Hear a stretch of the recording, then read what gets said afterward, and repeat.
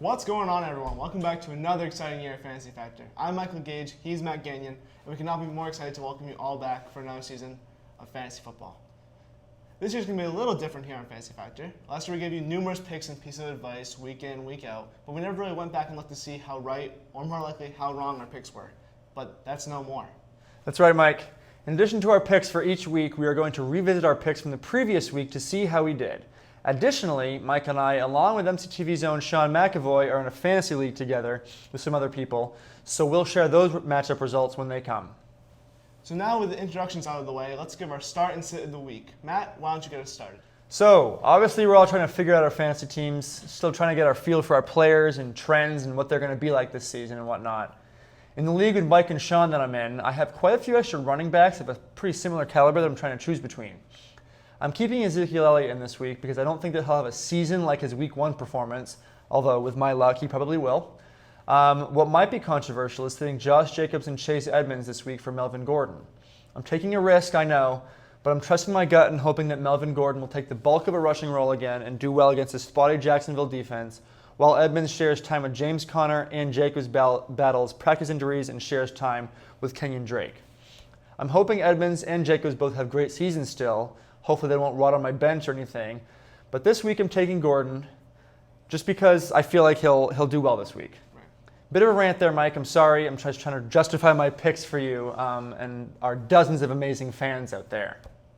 Thank you, Matt. My week 2 must start is 49ers wide receiver Deebo Samuel, who torched Detroit in week 1 for 9 catches, 189 yards, and a touchdown. Yes, I know it's not always the best idea to start a player who had a great week, twice in a row. But I usually go against the grain, and I'm going to go against the grain here.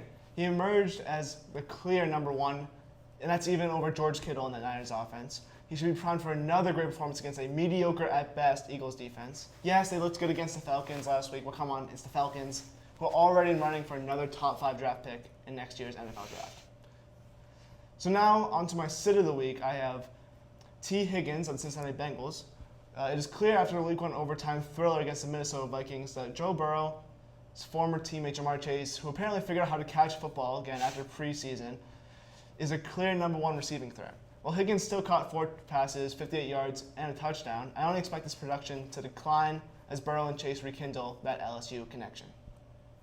Well, Mike, I feel like the fact that we're playing anyone from the Bengals should be an indication of a better offense for Cincinnati fans. Now let's move on to a couple of game picks. I think we'll pick 3 matchups completely at random. I can't wink, but wink, wink, and argue briefly how we think the teams will perform this week. First up, we have the Minnesota Vikings playing the Arizona Cardinals. Why don't you start, Mike? Tell us how you think this game's going to go.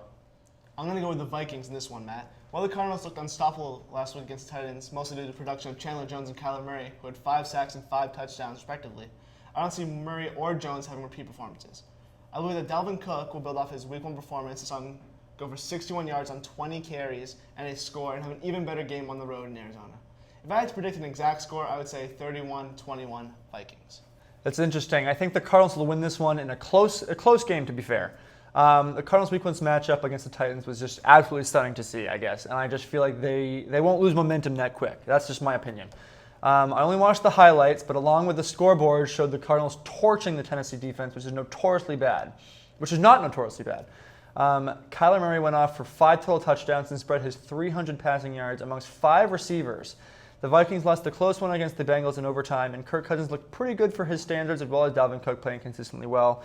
So I have Cardinals winning 35-31. All right, so next up we have the Titans against the Seahawks. Let's have you start this time, Matt. What do you predict is going to be the score of this game? First off, let me just say I hope that Russell Wilson and Tyler Lockett do as well this week as they did last week for my fantasy team's sake. I'm going to say that the Titans can make this a close one, but I just don't believe that they have the talent to beat the Seahawks right now. Losing in a 1-score game, I think, is the best-case scenario for Tennessee, and I think that's probably what's going to happen. But as we all know, Derrick Henry alone could prove me wrong in this. But I'm going to say Seattle wins 28-24, Mike. All right, so to start off, I'm not a big Titans guy by any means, but putting my personal biases aside, I at the very least expect the Titans to play better than last week. Granted, they lost 38-13 against the Cardinals, so playing much better it's not really saying much. But however, as strange as it sounds, I think the key to this game was Titans left tackle Taylor Lewan, who let Chandler Jones run right by him for 5 sacks, a number of tackles, If he can provide Tannehill with better protection and give Henry even just a sliver of running lane, I believe the Titans are more than capable of downing the Seahawks. So, in a little bit of reversal of Matt's prediction, I'm saying Titans 28-24 over the Seahawks. And last up, we have a big AFC East matchup between the Patriots and the Jets. I'll have you go first, Mike, since I know you're not as big of a Pats fan as I am. All right, so as much as I would love to see the Jets beat the Patriots, and I think it would solidify that the Pats' best times are behind them, I don't see any reality where the Patriots lose this game. Even in the Week 1 loss to the Dolphins, Mac Jones looked promising, completing 29 out of 39 passes for 281 yards and a touchdown. And quite frankly, if you take back that Damian Harris fumble, the Patriots win that game. Yeah. So, and on the Jets side, they're the Jets. And while Zach Wilson looked decent against the Panthers, he's not quite enough yet to grab a victory by himself. So I got the Patriots 23-7 because I think the Patriots really like their field goals this season. Yeah. So I was going with like 4 field goals in this one.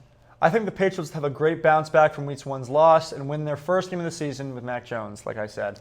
The Jets are not a remarkably strong team, and the Patriots looked pretty good against the Dolphins aside from some key game-changing mistakes, fumbles and stuff.